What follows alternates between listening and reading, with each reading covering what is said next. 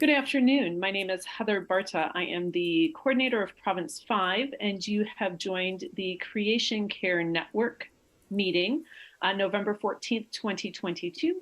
We have representatives from Province 1, Province 4, and Province 5. Excited for this presentation by Deb Baker. Thanks. I was trying to decide about a prayer. I've got a collect here that I'll share with you if that's all right. And I can't find the source. I'm sorry. Glorious God, the whole of creation proclaims your marvelous work. Increase in us a capacity to wonder and delight in it, that heaven's praise may echo in our hearts and our lives be spent as good stewards of the earth through Jesus Christ our Lord. Amen. Because that's why we're here. There's a lot of bad news, but the good news is that the world is a marvel. I was just talking about that with a coworker this morning who saw an owl that's already turning white for winter here, even though it's been unnaturally warm. And it's good to kind of remember that that's one of the reasons we're doing this work. And of course, the other, we call it creation care, but it's really creation justice work, because caring for the earth is so related to all of the other things that we're called to do as Christians. And that's one of the things that gives me hope about this work, is that we already know what to do because we are following Jesus. And if we follow Jesus, that is going to lead to a more just and sustainable future for everybody. A little background on me and how I got involved with Sustaining Earth, and then I want to find out how many of you are actually familiar with it. I'm the volunteer who coordinates the effort for Sustaining Earth, our island home here in the Diocese of New Hampshire, the Episcopal Church in New Hampshire. The way I got involved with that is in the summer of 2019, it was a carbon footprint tracker that was piloted in the Diocese of California. And at General Convention in 2018, a resolution was passed to roll it out churchwide. And they were really getting into that in earnest in the spring and summer of 2019. And I was looking for a science communication project because I was graduating from University of Edinburgh in a year, and I had to do a dissertation for my third year and a project. And I knew I wanted to do something with climate change. And I kept meeting with my tutor and she kept saying, nope, that won't work. Nope, that won't work. And then for some reason, which I think was the Holy Spirit, I got an email saying that there was a webinar about Sustaining Earth, our island home. And I thought, well, that's interesting. I haven't heard of that. I went to the webinar and I realized, Eureka, this is what I can do. And I got back in touch with my tutor, got in touch with our Earth Care Commission and asked, do you have a volunteer? And they said, no, we've been looking for someone. So it was just perfect. It was one of those times where everything lined up. They needed a volunteer, I needed a project. So we launched the rollout where we introduced the diocese to the carbon footprint tracker at our convention in November of 2019. And I came into it, in the fall, like August or September. So they really already had convention plans. So I just hung out in the hallways. And I'm here to tell you that's all this work requires, is hanging out in hallways and Zoom rooms and coffee hours and talking to people and making those connections, because this is relational work. Yes, the page I'm going to show you has all kinds of numbers about how many parishes and how many households, how many tons of CO we're reducing, and all of that is important, but never lose sight of the fact that this is relationship work. This is about getting to know people and building a community in the body of Christ that cares about the future of our planet and the people and animals and plants that occupy it. So I did have a secret weapon. My son was a seminarian, and Episcopalians love a young up and coming priest. So he hung out in the hallways with me, and lots of people wanted to stop and see how he was. And so then I would nab them and say, have you heard about this carbon footprint tracker? And I left the convention with maybe 20 names of people who were willing to see my resources when I rolled them out. And I created a couple of things. Did you already share the links to those, Heather? Yes, but anything you'd like to add would be great. And it'll be in the notes for follow-up. So let's see. Well, it looks like I started with, this is a sample of the email that I send out.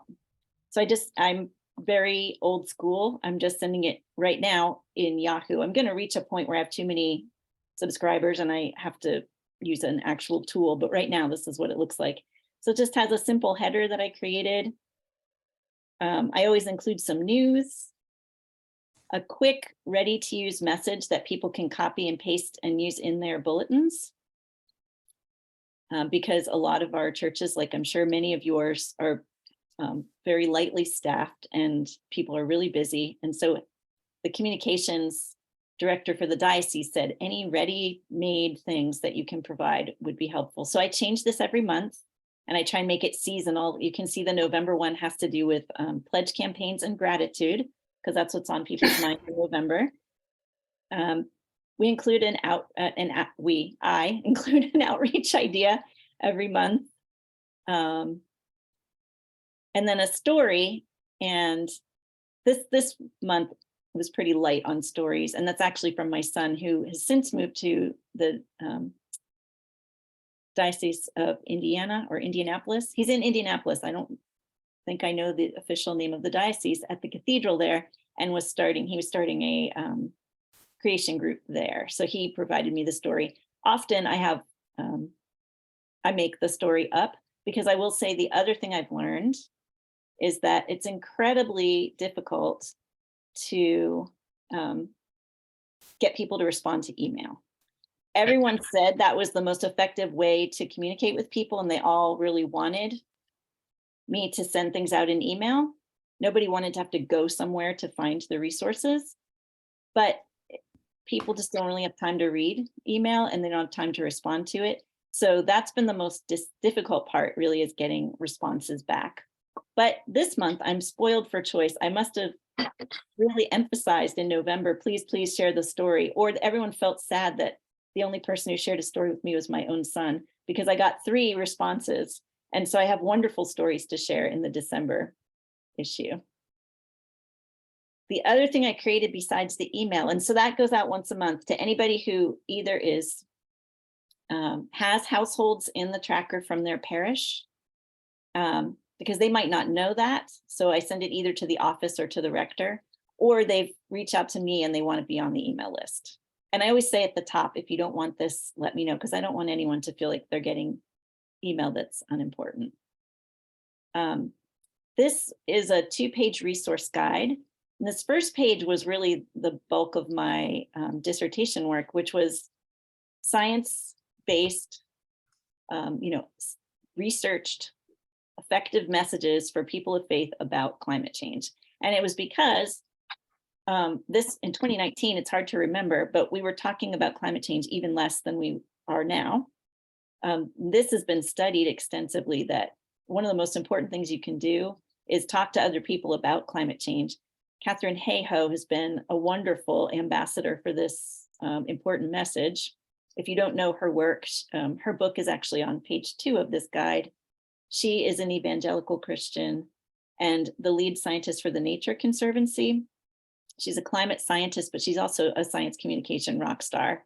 And she talks a lot about how to connect with people who don't know they care about climate change around their values. And I can't say enough good things about reading her book and learning how to do that. But even when I was working on this, there's a great gap between the people who are concerned about climate change and the people who think that there's a gap in perception. There are lots of people concerned about climate change, but they believe that only a few people are concerned about climate change. They think their own friends and relatives are not even interested in this, and that it's not a topic they should talk about. And that gap has really not closed. Although the good news is there are fewer and fewer people who don't actually think climate change is happening. So if you're worried about talking about this in your churches because you think it's political, or that there's people who are going to think, well, this isn't real, it's a lot less likely. And the reason for that, of course, unfortunately, is because we've just had natural disaster after natural disaster, and it's in the press a lot more than it was even just a few years ago. So the top tips that I shared were to talk about climate change and the carbon footprint tracker in simple ways, help people talk about it with their friends, listen to your community. The first thing you do shouldn't be to start talking about climate change, but to invite people to share what they're worried about, share what they hope for, share what motivates them to even find out about this from you. Why are they coming to hear about this?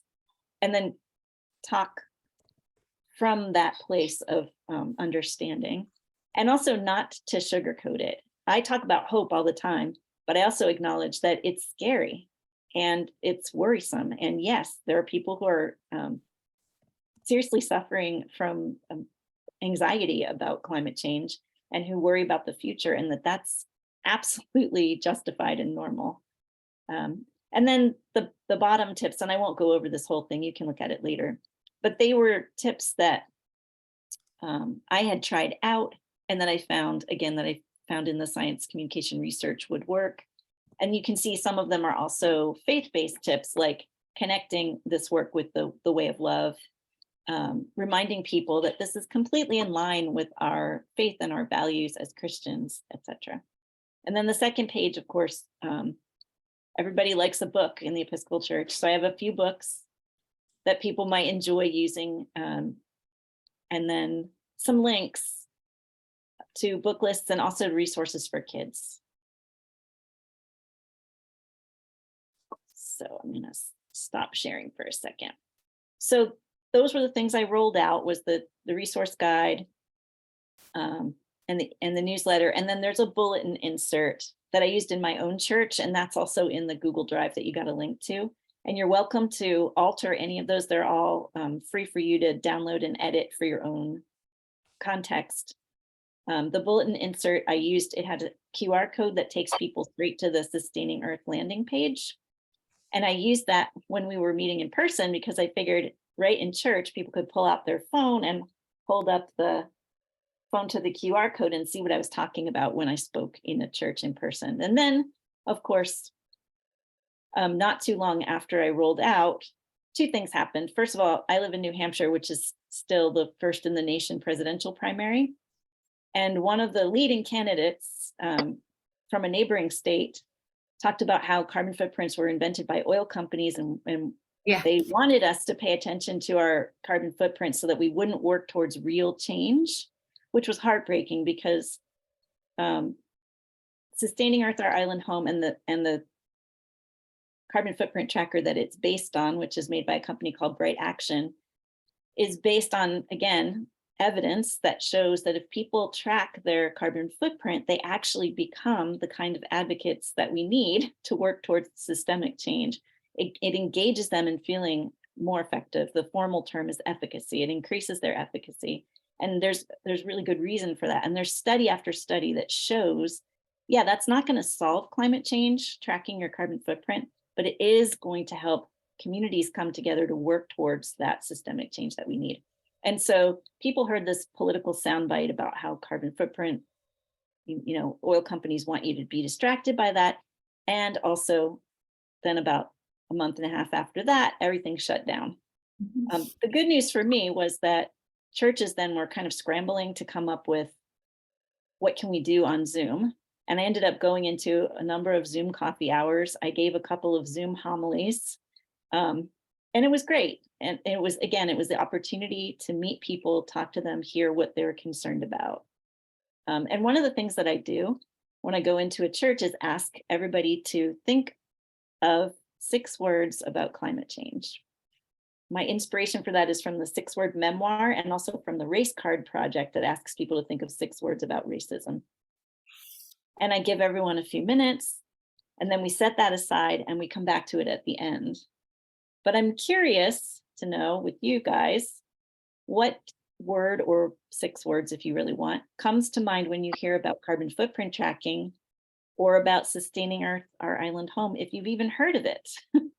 And you can throw that in the chat, and that'll help me know if anybody's actually using it already in their churches.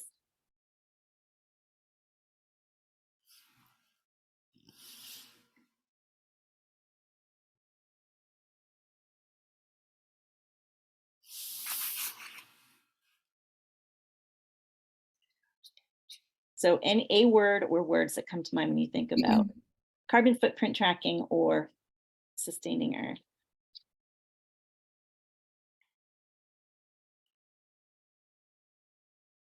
Nice.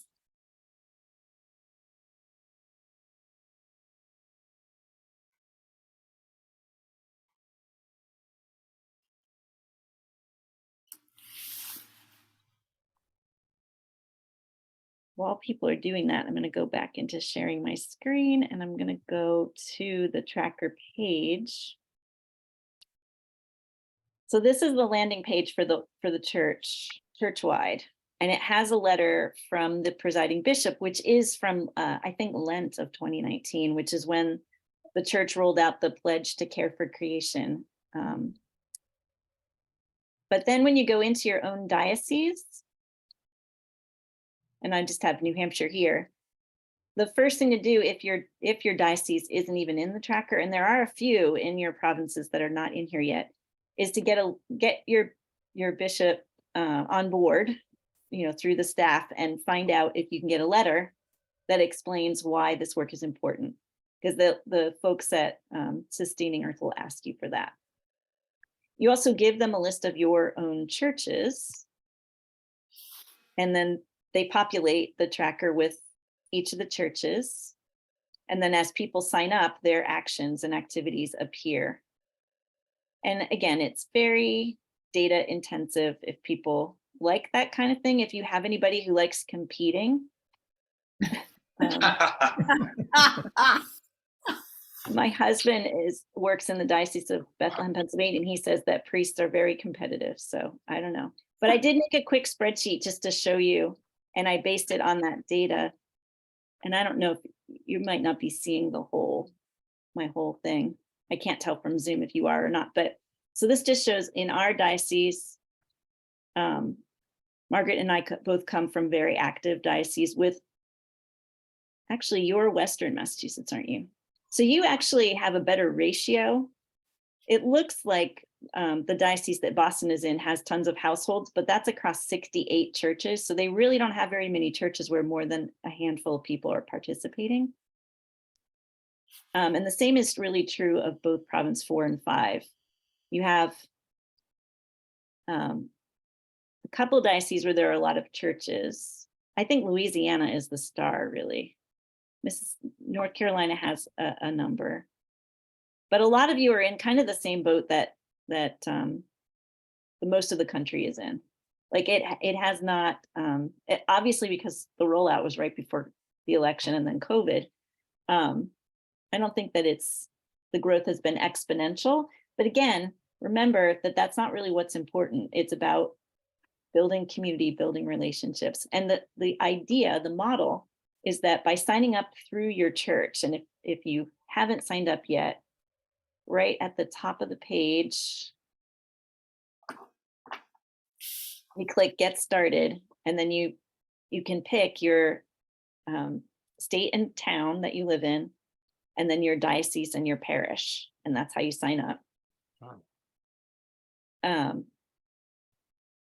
And then once you get in, I'll log into mine so you can see in case you are not participating, because I'm looking at the chat and it looks like some of you are really not in there yet. So you can then designate somebody in your church to take charge or be in control of your community group. So my community group is my parish. And I just put a picture of when we were having efficient light bulbs put in, so we still had the scaffolding, and a little notice that if people have questions, they can ask me and I'll walk them through the tech stuff. And then you can post things, so we can share messages with each other. Somebody had solar panels installed and shared that. We were trying to meet during COVID. We haven't done that lately. And then it tells you what families are involved. Again, you don't have to put your phone number and your email in there if you don't want to, or a volunteer doesn't have to. I just did because I welcome people getting in touch. So that's what that looks like. So the idea behind all of that, stop sharing again, because you guys can explore the websites on your own, is to build community. So if you had a really big church, they actually have a tool in the tracker where you could build teams within your parish. So their idea when I went to the webinar was it could be altar guild versus youth group, and you could see who could take more actions. I don't know if, yeah, I don't know if the competitiveness has taken off anywhere else. It hasn't really taken off here, except that a friend of mine whose parish is also very active, we kind of challenged each other in my newsletter to see which, because his church is a lot smaller, but has almost as many people participating as mine. So, and we put that in there, you know, in good fun so that the rest of the diocese could kind of have a laugh that we were competing with each other. So you can have fun with it. Whatever works in your context is what's important. But the actions that are in there will save people money. That's a messaging that goes over pretty well, especially these days. It will actually have an impact, and you can see that impact. It tells you how much you're reducing greenhouse gases by. But it also, it's learning, because people don't realize how these everyday activities, and it's based on the 5 household activities that create the most greenhouse gases in the United States. And whether we like it or not, the United States household greenhouse gases actually contribute more to climate change than some countries. So yes, an oil company invented the concept of carbon footprint tracker, but that doesn't make it ineffective. Both are true. So that's another thing to talk about if somebody kind of poo-poos it.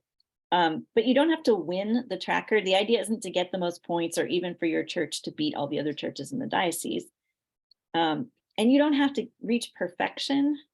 So people don't need to stress out about, can they do all of it? I can't do all of this, so I'm just not going to do any of it. It's a place to get started, and it's a place to learn.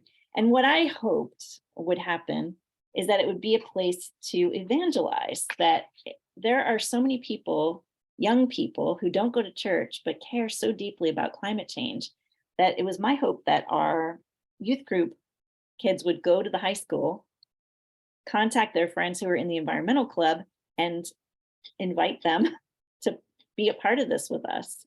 That hasn't worked out. That was a dream that has not materialized, but I haven't given up on that idea. I also think that if you're in a college town, it's a perfect opportunity to reach out to whoever the mentor of the campus. There are so many different organizations at this point. The Sunrise Club, Sunrise, it's not called Club. Margaret, do you remember the name of it? It's the Sunrise Movement. Movement, that's it. The Sunrise Movement is a young people's climate action movement, but there are just all kinds of ways. If you have a teacher in your parish who's teaching climate change, it might be a cool activity to get a class involved in. What I really hoped and had actually started to plan, and then the church shut down, was that we would have some students just come in and talk to our parishioners about why, you know, this is when the Fridays for Future protests had begun, and students were walking out of classes on Fridays. I wanted to encourage them. I wanted them to come and talk to us and have a donut and hear about how our church really cared about this issue. So I think that's a very untapped potential of the carbon footprint tracker, is to spread the word that this is something we care about as people of God, and that we welcome others to participate with us. So they don't have to be a church member to sign up with your parish. If they live in your sort of catchment area of your parish, in your geographical location, they can sign up as a team member in your parish. I've been talking a lot. I'm going to stop for a moment and see if anybody has any questions. I think that there are a couple of things that came up. One is, you mentioned a Google Drive folder or a Dropbox folder. Yeah, but I think you had maybe the individual links and not the folder. So let me share that with you. That could have been. So if you can just share that later, I'll send an email on this, and then it'll also go up on the website. Okay. And then there are some questions. I did ask, you know, how many people sitting here have signed up for the Sustain Island Home website challenge? Okay. Awesome. and I just did it this morning. Yay. Look at that. We have a ton of us. And then I do want other people to have a chance. Elliot asked, does a church need to sign up separately, or is it automatically signed up if members do? If your diocese is in the tracker, and you can find that, let me share the screen again. You can find that. I gotta go back to just plain old Sustaining Earth here.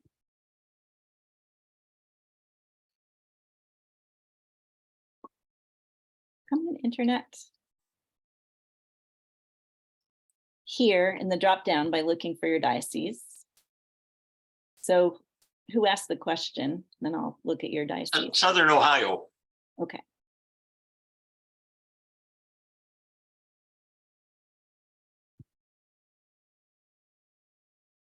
So, whoops.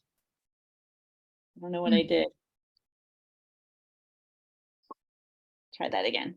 I think I did something with my mouse. The churches that have members will show up. If you don't have any members yet, it won't be listed in the list. All right. So these are the churches in Southern Ohio who are in it so far. But the fact that your diocese is there means that the tracker folks have a list of all the churches. So if you choose your church when you sign up, it will then appear on this screen too.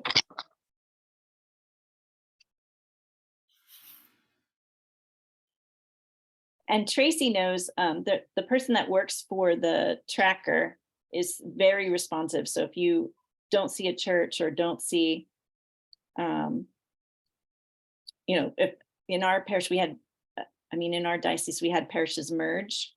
I sent her that information and she pretty much immediately updated it. So her name's Lisa Altieri, and her information is probably on the Diocese of California site, but I can email it to anybody who needs it. She was awesome, very helpful for me.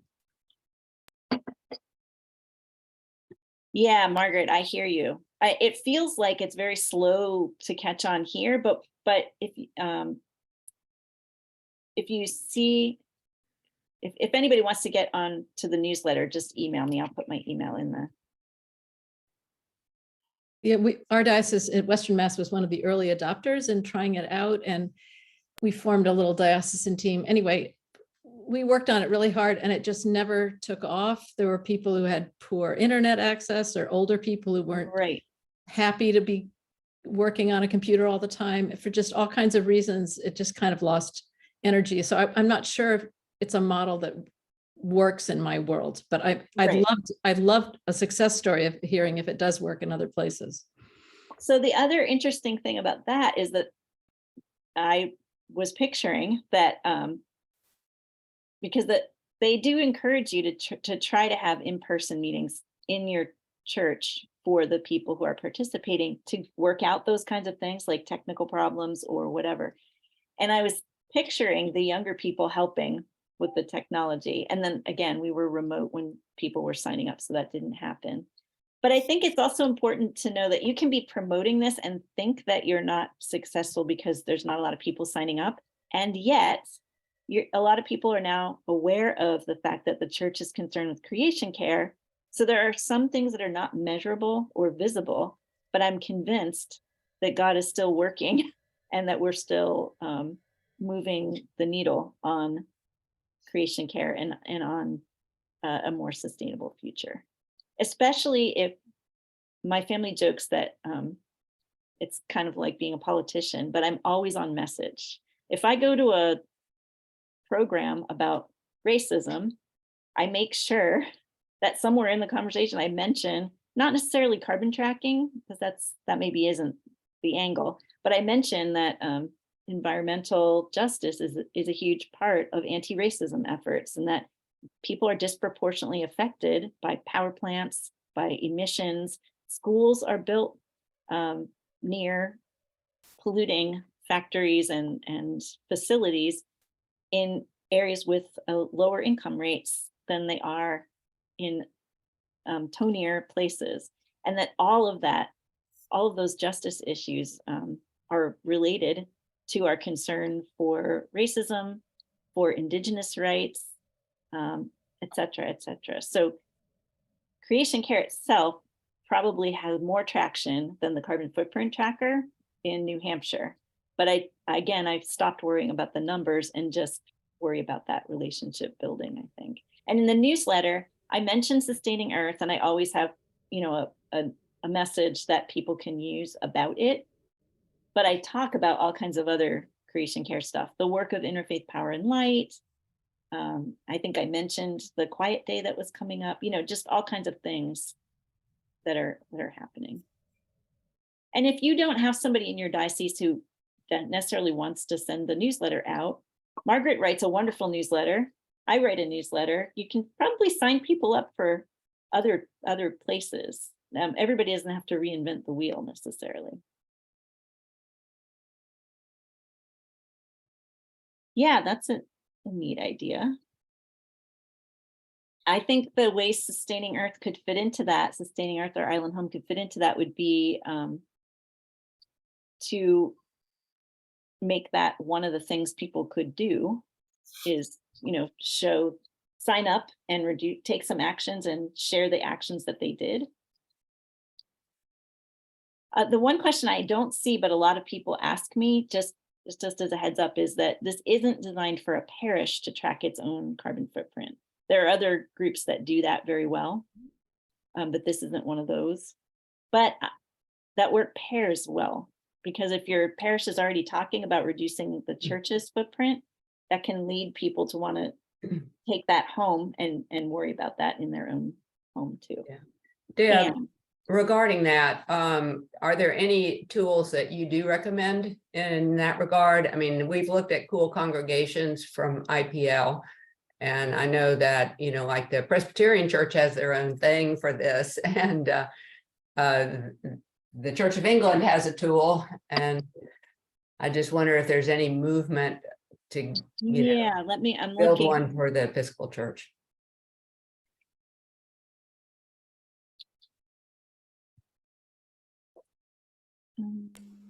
Go ahead. Well, I'll just say one of the projects we're working on in the two dioceses in Massachusetts is we are in the process of trying to create a tool for an organization for church level it's a 4-level program to help churches figure out how to amplify their response to climate crisis. So we'll see if it works. Yeah, and I don't know. I mean, I'm sorry to sound so frustrated, but it's kind of one of those things that we needed it yesterday, but here we are. So we can only move forward. And I really appreciate if you're looking just for a carbon on. calculator, the one that I put in the chat is for churches. Okay, thank you. But I think what Margaret's working on, and correct me if I'm wrong, is not just carbon tracking for a church, but movement building. How can we sustain this work through prayer and through action? Go ahead. I don't want to take your time, but no. We've since I started my job in 2014, we've just been using this model of pray, learn, act, and advocate as being kind of 4 approaches to the climate justice issue. And so we're now trying to invent, it's based on something that UCC in Southern New England developed a way of help. Anyway, we're trying to figure out a 4-level plan for churches to start off at level 1. How do you pray, learn, act, and advocate at an entry level around climate crisis? And how do you get to level 2? You check off what are you going to do around pray, learn, act, and advocate to get to level 2? And we're trying to figure out what the big dream is this will launch in the spring of 2023. That may be overly ambitious, but I'm hoping it'll be an interesting enough model that just as Sustaining Earth, our Island Home started in the Diocese of California and then went national. Our big dream is that this will be a good enough effort that it may go national so that all dioceses can use or adapt this model in their own congregations. That's awesome. We'll see. And And I just add actually that it's very good to know that this is not for parishes and that it is only for individual households, because then there's no confusion about that. We can Yeah. forward that way. I really appreciate all your wonderful work with this. And the actions in the tracker kind of mirror what Margaret just said. There are learning actions, and there are acting actions. They don't have praying ones because Bright Action, which is the tracker itself, is used by all kinds of organizations, not just churches. But our landing page where the presiding bishop letter is, where each diocese bishop letter is where that can be pulled in. Cool. Yeah. Elliot, And would it make any sense to invite people to tithe from the dollar figure of saved money as part of a stewardship drive? do you know that is something I've talked about, is that if you take actions and you see you're saving $50 a year, then you can increase your pledge by $50 a year. And that usually just gets a big laugh, but I think that's a great idea. Well, and you make it overt. I mean, make it a contest. You're talking about, kind of appealing to people's competitiveness. I wonder if there's a way that you would make that not just you privately do that and don't tell anybody, but that somehow in the stewardship drive, it's actually tracked, or something like that. That's Just to cool. make the connection between parish stewardship and this as a tracker and its stewardship. Anyway, that's just what struck me as kind of like, I wonder if that's possible. Yeah, that's great. That is all and more that I plan to share with you. The last thing I was going to ask is if anybody feels like they have pushback on talking about creation care because it's seen as a political issue. Is anybody facing that, or not really? Definitely. Yes. Well, So definitely. I mean, yeah, we have, I mean, our parish is very political, and there's, I would call it a schism. So yes, I have to be careful. Whatever I do, I have to be immensely careful. So one of the things that's helped me a lot is to learn more about what the Old Testament has to say about creation care. And I highly recommend the book Scripture, Culture, Agriculture, if you want to geek out, by Ellen Davis. Last name was what? Ellen what? Davis. Thank you. At Duke. But I talk to people about the fact that the prophets talk about creation care throughout the Old Testament. And from our earliest recorded relationship with God, this was part of the plan, was that we would care, we would be kin in creation with all of the other things that God created. So this isn't new or trendy. This has been our work from the beginning of being called to be God's people. That may or may not convince people, but that is something, that I mention. But also that this is absolutely in line with, again, with following Jesus, that Jesus called for us to care about people who were affected by society's inequities. And that isn't, those might be caused by political things, but that doesn't excuse us from caring about those people. You can disagree about how we got there or what the nitty-gritty solutions are, but you can't disagree that Jesus calls us to care for each other and to care for the least of these as the Bible describes them. So I just tell people, if you want to have a discussion about how we got there, we can have that another time. But what I'm here to talk to you about is why I find this to be part of the work of following Jesus, and kind of go from there. Again, that's a hard sell. For some people, they just want to have something to feel a little grumpy about. But that's one strategy. As you can tell, I could talk about this all day, so I should probably wrap up. But I'm so glad that you invited me. I'm so pleased to be here. And did I miss any questions?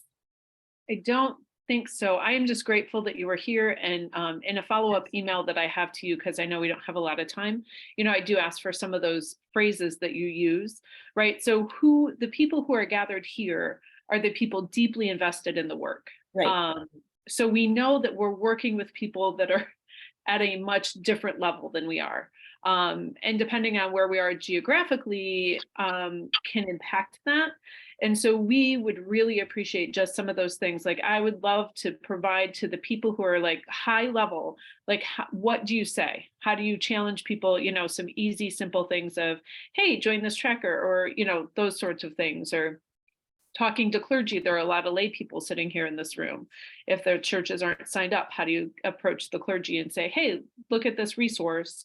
We could save the church money, right? Which always makes the financial people on the vestry super happy, right? So how to balance that out. So that I really challenge this group that because we're at a high level, it's our responsibility to invite more and more people in to step into where they are. Like we're not going to invite them to go all in. We just need them to do one little thing. What is that little thing?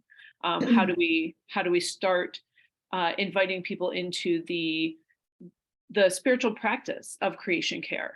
You know, how do we help them, you know, do one little thing even? And I love that you approach the piece of, yeah, can we make a big difference? Well, maybe my not using straws doesn't make a huge difference in the world, but it does start that personal work that I can do, my paying attention, my personal discipline of creation care. So. And that is such an American attitude that I personally am by myself doing this, when in fact we are part of a community and we are part of a nation. And one stat is that at the time when I was first looking into this, it may have even gone up since then, US households contribute 1/4 of global greenhouse gas emissions by our actions as households. So sure, one household might not make a difference, but if we all reduced our consumption a little bit, you know, that would snowball. And we have an outsized impact on the world. And the other argument I sometimes hear is, well, we can't ask people in our church who are already struggling financially to, you know, go out and buy an electric car. Well, no, that's not what you're asking them to do. What you're asking them to do is think about how our actions are impacting the world. And a lot of our people have extra. Yes, there are people on a fixed income. There are people who are hourly workers like me. But then there are a lot of people who have disposable income that they use in a consuming way, because that's the society we live in. We're given these messages thousands of times a day to consume more things. We've got a countercultural message from God that says we should be sharing what we have. And that's what this is all about. So it's not easy. And again, it's not something you'll see results overnight. And it's not something even where you might see results over a few years. It's long-term relational work, but it's worth it. And I've probably now taken up even more of your time. You're not even going to get to catch up. So I should just go. I think none of us are sad by the fact that you were able to be with us today. So thank you so much. I'm very excited by this work. And so that is why I can talk about it for a long time. Yes. Yeah. So absolutely share a bunch of stuff. Yeah. Share a bunch of stuff with me on the email, and then I'll do a follow-up to the creation care. And then it'll also be in our the Province 5's December newsletter, which Jerry and I always talk about. So I'll hop over to 4. And Margaret, we'll start chatting with you too if you have pieces, but we definitely want to get more people on the newsletters, getting them the information that you guys all provide, right? I do not need to invent more wheels. I just simply need to point out the resources to help people in their local ministry contexts. So awesome. Well, thanks again, everyone. I really appreciate your time. On behalf of everyone, do thank more you. of this still. Yeah, thank you for doing this work. Every one of you is making a difference. Bye. All right. Appreciate your time.